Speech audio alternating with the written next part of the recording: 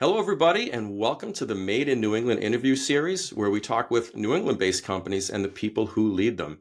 I'm your host, Steve DeVries, and today I'm joined by Chris Dunn, the Vice President of Sales and Business Development at Blue Hive Exhibits, based in Worcester, Massachusetts. Chris, thanks so much for joining us.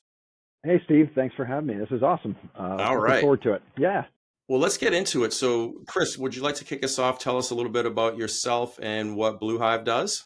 Yeah, absolutely. My name's Chris Dunn. I've actually coming up on almost 20 years with Blue Hive and 30 years in the trade show industry. It's an interesting kind of unknown industry for many people. And I'm reminded of this when I sit at the table of people who aren't into the industry and say, I'm in trade shows. And they go, like a wedding show, like a car show. They don't always have a reference point. So a little bit of shining the light on exactly what I do or what we do. We are very much a business to business group. We are kind of designers and creators of trade show exhibits for a bunch of different industries, kind of across the board. We're being located here in Massachusetts. We do a lot of technology, a lot of healthcare, a lot of manufacturing, things of that nature that are typically kind of, in this area. But in general, we're not related to a particular show or a particular venue or a particular, even a vertical market necessarily. We're fairly broad, and we work with companies to help them design an exhibit that kind of moves the needle when they go to trade shows. So for anybody who's been to a trade show, we're talking about a lot of people call them a booth, right? We're talking about the walls, the things that are hanging from the ceiling, anything and everything that when you walk into an exhibitor's booth, you're designing that and building it for those businesses. Correct. That's correct. So ultimately, it's much like kind of working with a creative agency. We kind of sit down in the very beginning. We have a discovery call. We do a needs analysis. What are your goals? Really, that's an easy thing to skip over, but it's really the most important thing. Is like, why are you going to this trade show? What are your hopes? What are you trying to accomplish? A lot of it obviously is based on ROI and getting leads that are going to convert to sales. That's fairly traditional, but that's not always everybody's number one reason for going. So understanding the why is an important thing. And then, we set about designing a space that is reflective of their brand. It's a storytelling kind of mechanism. How do we kind of tell the story of our company? What's our differentiator? What are we coming to the table with? Are we introducing new technology or a new product? Or are we just here to kind of support the industry and maybe position ourselves for a sale? So there's a lot of different reasons that people might go, but ultimately we help them create a space that kind of tells that story, that it's reminiscent of the brand. We work on traffic flow. We try to help them kind of feed people through in a certain way, such that we might start here and then ultimately take them through a couple of demos and ultimately end up in a theater where they might see a presentation or something to that effect. So there's a lot of things that go into it, but at the end of the day, it is a matter of kind of producing pieces that lend themselves to creating an environment that speaks to who that company is. So I've been to a lot of these trade shows and I've seen these great big exhibits, and it still blows my mind to see the creativity and the detail in some of these things. So for anybody who's watching or listening who hasn't been to a real professional trade show, I would urge you to go. It's almost like sensory overload because so much work goes into all of these exhibits. It really is an amazing thing. And so you design all of these things in your headquarters and you build them as well. We do, for the most part. We have two locations now. We are based here in Worcester, Mass. As mentioned, this is kind of where we were born and have grown, and we've expanded to the West Coast through Vegas. Vegas is the mothership of all shows. At any given point, there's 20-something shows going on in that city. It's just crazy. So now we have our own facility there. We build and store exhibitry out there, and we kind of handle all of the West Coast from that location. Back to your point, we're basically kind of designing and building and managing the programs from either one of our two hubs, and then we do a lot internationally as well through partnerships. Wow. Okay. So you've been at Blue Hive, you said coming up on 20 years. What's driven your success to this point? That's a great question. I had about 10 years of experience, in the business prior to that with a smaller company, and I wanted to kind of expand my horizons a little bit when I moved over. My background prior to that was more in the portable and modular exhibit realm, And when I started at Blue Hive, we were a full custom shop. Like, in other words, we build everything from the ground up. I think personally for me, my success has really been built on my passion for the process and the industry. I'm a people person. I'm very much an extrovert. I love being around people. I love kind of doing those calls and digging in and trying to figure out, like, not only why is the company going, but what makes this person tick? What's going to make them successful? How can I be kind of a hero maker, right? So, I'd like to think that I'm pretty easygoing, I'm flexible. And then as a company, we have a total of 8 sellers here at Blue Hive, and everyone has a very different personality. And a cool thing about our industry and our company is that each individual producer really can kind of own that personality, and they can build a business, they can build and shape their own clientele based on their own personality. So there's other people who are much more kind of serious and play it straight down the middle, but they end up finding customers who like working with people like that. And then for myself, I'm a little different in that way. So I think we all ultimately end up building a portfolio of companies and people that tend to just work the way that we like to work. So I guess looking back and saying, how have I arrived here after almost 30 years in the business? Hopefully those are some of the things that have made me successful.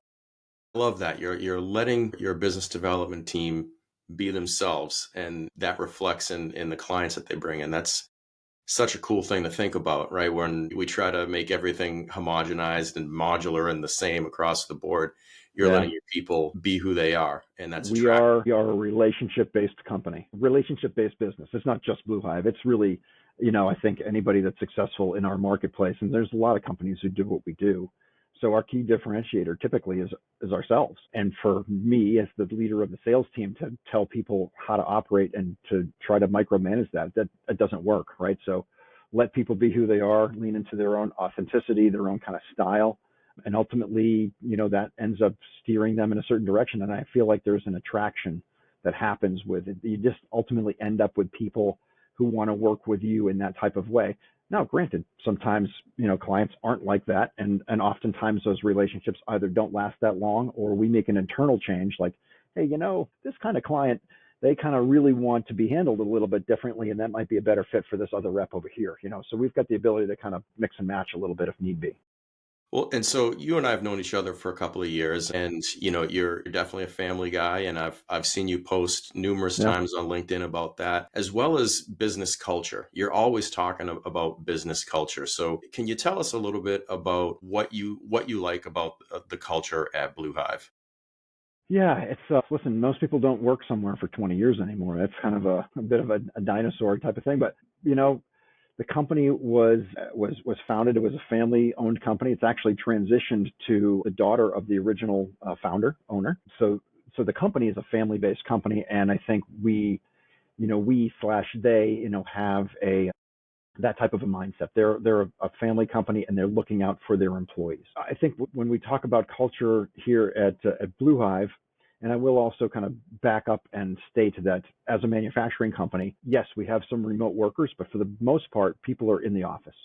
We're building stuff. You can't build stuff remotely, right? So that changes how people are able to interact with people. And granted, we kind of embrace the hybrid work scenario for people who it works for, and we do have some folks who are fully remote. So I think we're finding the happy medium on that. But because most people are here more often than not, we have those things happening, those synergies, those hallway conversations, I'm grabbing a cup of coffee, and one of the designers and the project manager walk in to grab a cup of coffee, and we end up having, these conversations that you'd never set up a Teams or a Zoom meeting for, but yet you have these little conversations, and sometimes those things are golden. But, we do, I think, make a real effort at building the corporate culture. About 15 years ago, a couple of employees, unprompted by the company, decided to form an employee engagement group. We call it the Buzz Squad, and it's 100% voluntary. No one needs to be a part of it, but they've kind of taken it upon themselves, and they ultimately kind of drive a lot of these interactive processes and events and things like that we're having, internally. And listen, it's a high stress business, and I'm not saying others aren't, right? But you've got a trade show date, and that date, short of an act of God or COVID or something, right? That date does not move. So you might have a few months to get ready for it. You might have a lot shorter period of time, and there's a lot of stress that's involved with getting all of that stuff kind of teed up and ready and out the door. Given that it's a stressful business, sometimes there's, some stress that happens between, the different organizational parts and pieces. Designers, project managers, builders, warehouse guys, like everybody's got their own agenda, their own thing that they need to do. So it's important for us to also be able to step back and enjoy hanging out with other people in the company, and not only be so tunnel vision that all I can see is my sales perspective. We've all got to see the full big picture. Every cog is an important piece. So we could have the best design and the best sales process, and if the guys in the warehouse send out the booth without all the stuff that they need to, then everybody fails, right? So we have to be a true team, and we've got to kind of make sure that the culture supports. I love that. Well, so shifting gears a little bit to the business side. So you're vice president of sales and business development in this big company. You're manufacturing some really big things, all customized, probably one-off type stuff. So when you look at the business, how do you look at either your sales funnel or certain indicators to know that the business is moving in the direction that you want it to go, that you're in line with whatever goals you've created for your team? Yeah, it's you know, we have a unique perspective in that only 3 and change years ago, there was no shows. I think we all remember that event, right? So we've kind of reestablished a new benchmark over the last few years, post-pandemic type of thing, to figure out, where are we? What's the new normal now? So what we're doing is, we're tracking our projections, with this team of 8 sellers, myself being one of them. I am a kind of dual role person. We've got these books of business, and we're kind of working together to, kind of shine a light on what does that pipeline look like? What are the projections? One nice part about the business is that most shows are year over year. And a lot of our work is with clients who are long-term clients, or once they come on board, they end up being long-term clients. So more often than not, yes, there are some one-off projects where it's just, one and done. But for the most part, once we land an account, whether they do 1 show a year or 20 shows a year, hopefully that we are able to establish a consistency and be able to look at that calendar and say, okay, so if nothing else changes, at least we'll have a crack at or have an opportunity to help them with that event going forward. So we're tracking those conversations, and we're trying to get out in front of them, from a sales or a lead time standpoint. We're trying to engage with people 6 months ahead of that event. We need really about 16 weeks to produce something kind of brand new or a large elaborate rental, and that's 4 months right there. So, just to make sure we're having enough of those conversations to create enough opportunities that are going to turn into, actual work. And granted, we pitch a lot of stuff. We don't win everything, but those opportunities that kind of go by the wayside, they can hurt, because we do a lot of work on spec on the front end, and there's a substantial investment that goes in from our time, our time and materials and efforts. We're not necessarily building anything, but we've got designers who might spend 100 hours of labor designing something, and it might not come to fruition. So we hope to, lessen that and win a lot more than we don't. So that's really interesting. So you're largely at I won't say the mercy of the trade show industry, but that's really what you're building that around.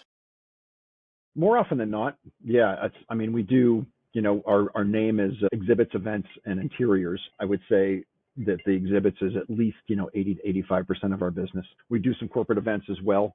And we also do some permanent installation that typically tends to be, usually the foot in the door is typically from the trade show aspect. And then once we get in with clients, a lot of times they're like, hey, we also do this partner event. Can you help us with signage and structure and demo stations and kiosks and things like that? Or, hey, because you understand our brand, we're going to redo our lobby, or we're going to create this, this center for excellence or training, and we're going to have you kind of brand our space.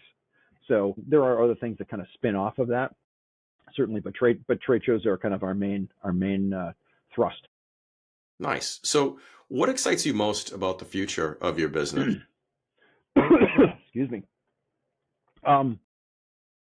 I love the process. I love the whole, starting with a napkin sketch and ideating around the beginning, and then, several months later, we're standing there on the trade show floor and you're looking at this thing and it's real. So I just love the process. And although, you know, times have changed, but at the same time, they haven't. They're just, things are done differently. But at the end of the day, we're building relationships. We're creating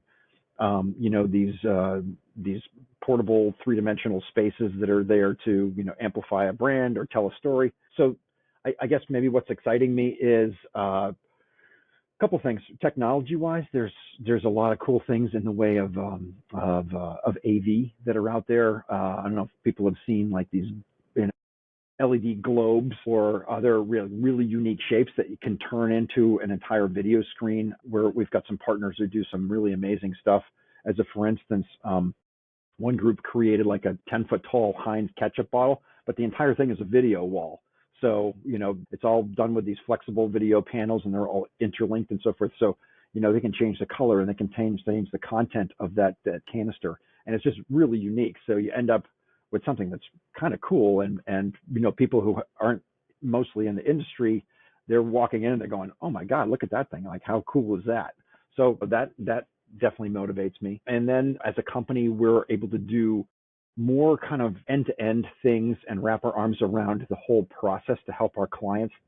We're not just building exhibits, but we're helping them front end to back end. Like, how do we kind of go to market? How do we amplify our voice going into the show to try to drive traffic? And then, from content creation, both ahead of time to use at the show, but also creating content on the show floor to use on social, and then, kind of helping them do that post show. So I'm excited about our ability to kind of be a little bit more of a full-fledged, partnership, and not just, hey, here are the guys who build the booth. We're more than that. Yeah, and speaking from experience, that pre-show and post-show marketing is critical to the success. You can have a beautiful booth and space, right? But you're not driving the people in before the show, if you're not following up after the show, and that's not in everybody's area of expertise. So to have a partner like you makes total sense. I really like that. Yeah, it used to be enough to show up with a really nice booth, but I would say, certainly for the last 10 years or so, you got to do more. And the things that you mentioned are exactly it. That, how do we drive traffic ahead of time, and then the post show follow up to be honest, those are two areas where, a lot of folks in the market who do go to trade shows tend to fall down sometimes. Okay. Well, so the name of the show is Made in New England. And so I always like to ask the question, are there any pros or cons that stand out to you for being a New England-based business? You're in Worcester, which is, like right in the middle of all of it. What do you like or dislike about being in New England? I mean, I grew up here, so I like the area. I've visited a lot of areas around the country, both doing shows as well as, living in a few other spots, whether it be for college or living out west. So I love New England as a whole. I think there's a really great workforce here, both skilled labor and super smart, folks that are coming out of all these universities, which is great. On the flip side, we're expensive. It's expensive to live here. It's expensive to do business here. And that translates into our pricing. So sometimes we go up against folks who are based out of the South or the Southwest or something. I wouldn't say California necessarily, because it's the same thing on that coast. They're expensive as well. But that does have an impact on our pricing. And sometimes for us to be competitive with companies that are based in the South, out of Atlanta, perhaps, or out of Florida or something like that, like their labor costs are just different, and their costs to run their businesses are different. So that can be a detriment, but we understand that's who we are, and based on where we are, these are the prices that we need to charge. So what that translates to is, like, we better bring our A game every damn time. We better show up and take really, really good care of the clients, so that they're willing to go to their controllers and to their procurement people and say, I know that they're a very expensive group. Maybe they're the most expensive people we're talking to, but we're going to get the best product from them as well. Nice. So last question. You've really kind of put a spotlight on your industry, right? But we know that there's a lot of people out there who haven't done it before. They haven't exhibited it at any kind of trade show, and it may be new to them. And it can be, again, speaking from my own experience, the first time I had to do it, and we're talking like an 8-foot table type of thing with a backdrop, nothing elaborate like what you do. Yeah. But it's an intimidating thing to take on. Do you have any advice for people who are maybe thinking about exhibiting at a trade show for the first time, small scale or a large scale? What's one thing that you would tell them? Unfortunately or fortunately, where we are today in the economic situation is, trade shows are not inexpensive things to do. Certainly not to do it right. So I think one of the big things that we're obviously having conversations with even our clients who are experienced exhibitors is to help them understand what the real costs of doing business these days are. I think if you go into, if you're a new exhibitor and you don't wrap your head around and your arms around like what it's really going to cost to do this, then every time you take a step, you're going to be blown away by what it costs to bring your booth in or to ship your booth or to get the booth set up or whatever the case may be. So understanding the realities of the marketplace. Costs are up probably 35, 40% since COVID, for a number of different reasons. And granted, that's the same as when you go to the grocery store or go to the gas station or go to get insurance for your your health, right?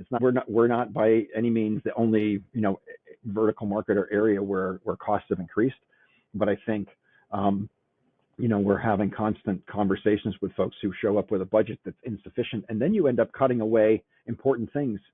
So it's harder to do a good job. It's harder to be successful when you're not coming to the table with the proper amount. So I think that's really the biggest thing, is to understand what the costs are and either choose to do it well or choose to not do it. Got it. All right. Well, we've been speaking with Chris Dunn today, VP of Sales and Business Development at Blue Hive Exhibits. Chris, thanks so much for joining us and sharing all of your knowledge with us. Steve, thanks so much for having me. This has been really fun. I appreciate your time, and thanks for inviting me. Fantastic. Well, thank you. And to everyone watching, thanks for watching and listening. We'll be back with another episode soon. Have a great day, everybody. Yeah, take care.